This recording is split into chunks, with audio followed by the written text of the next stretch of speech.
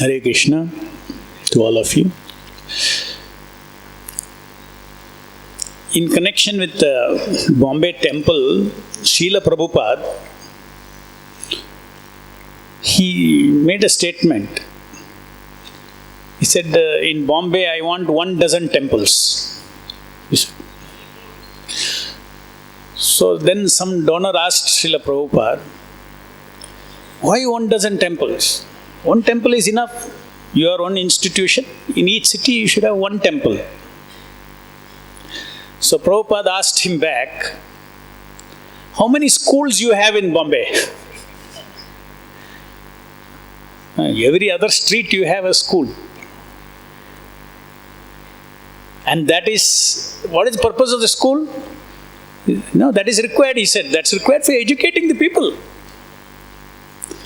So Prabhupada said that temples are required also to educate people about their true self, about God.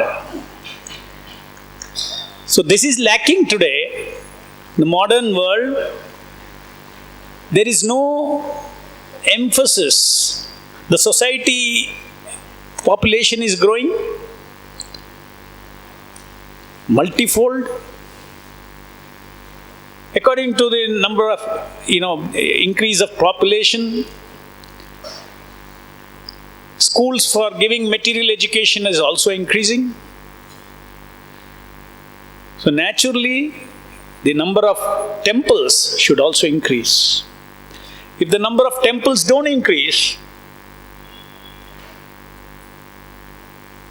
the community, children, will never get an opportunity to know about themselves and about God. Because the universities teach about the body, they teach about the material science, which is knowledge about this material world. Where does the society get? Unless something goes inside, from somewhere it has to go inside every person.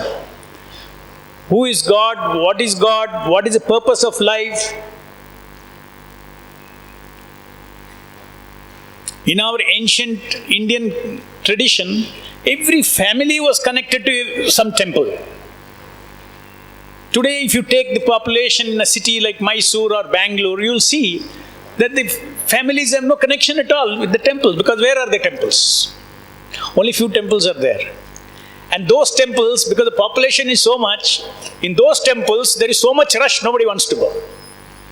You have to stand 5 hours in the queue. So the solution is to have more and more temples.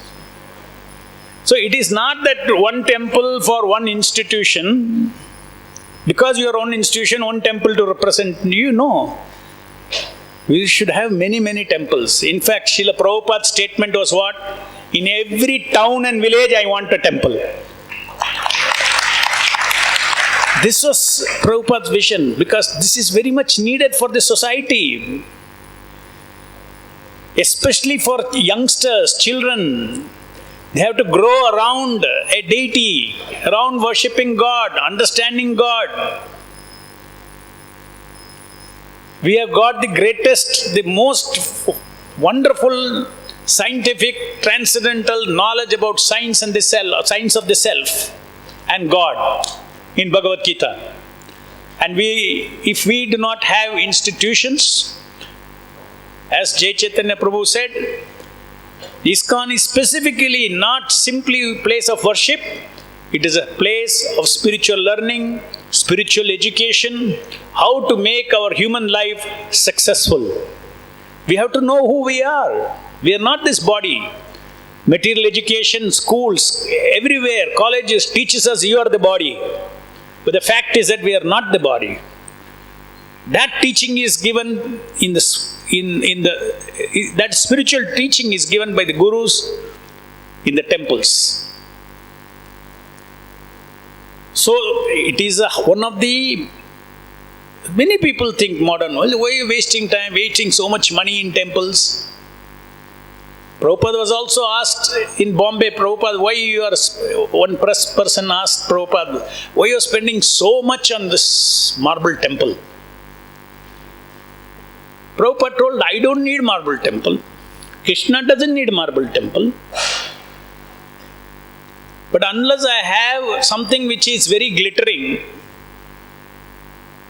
I cannot catch the people who are after glitter, material glitter. So I have to make something which is more shining than what they are attracted to otherwise.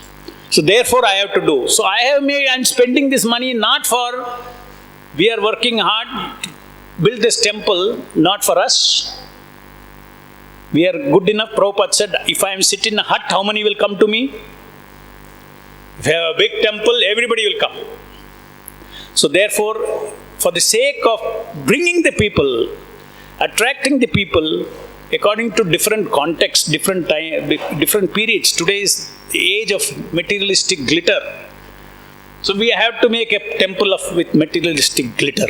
A beautiful temple, architecturally beautiful, and having all the infrastructure, all the facilities that are there, where they can modern minds can relate with, modern youngsters can relate with.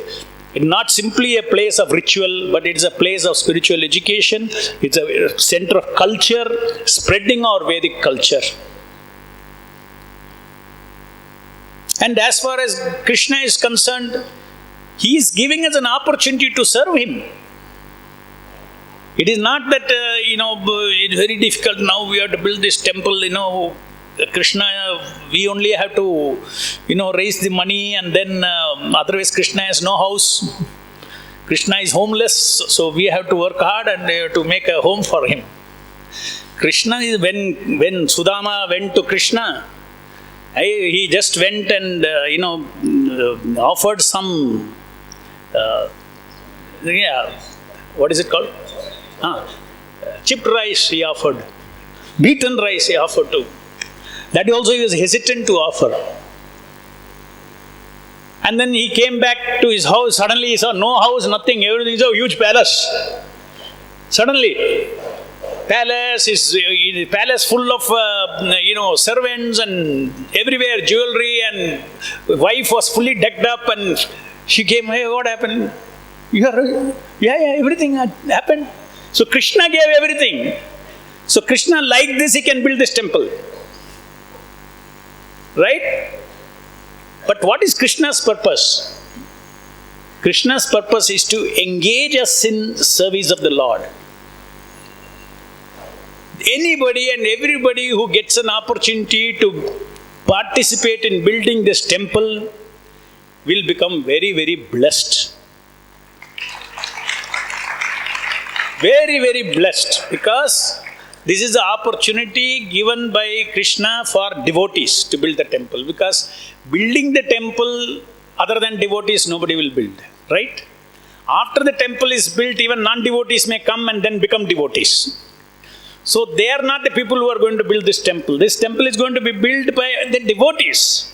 So devotees get a great opportunity. Every little opportunity that you get, you should come and help and see that this temple is built and take benefit from it.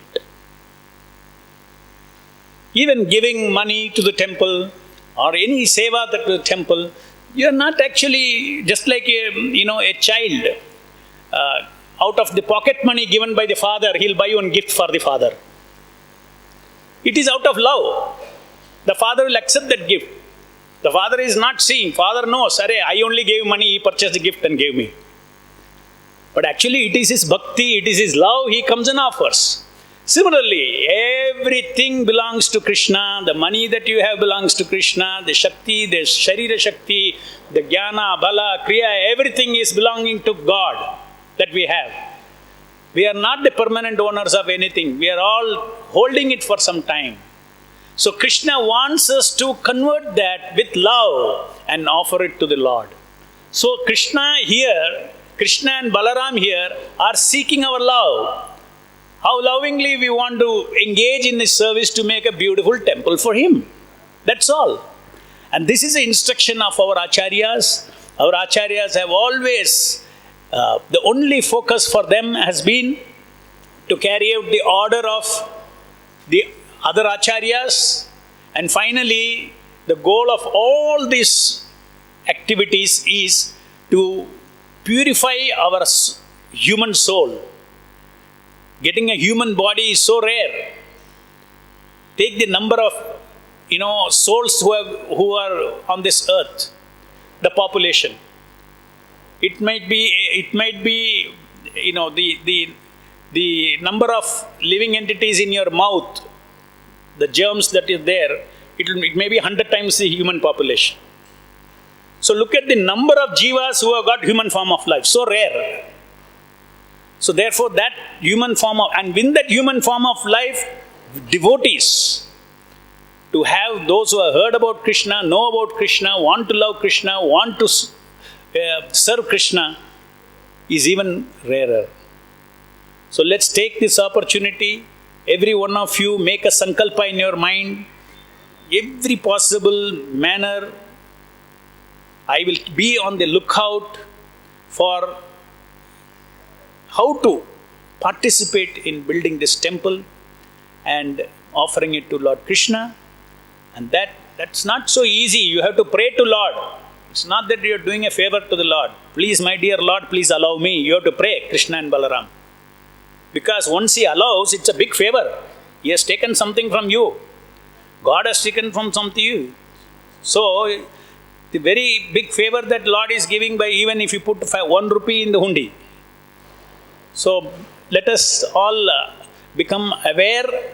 We all know, but we should again become aware of the seriousness of the contribution this temple can do for the society.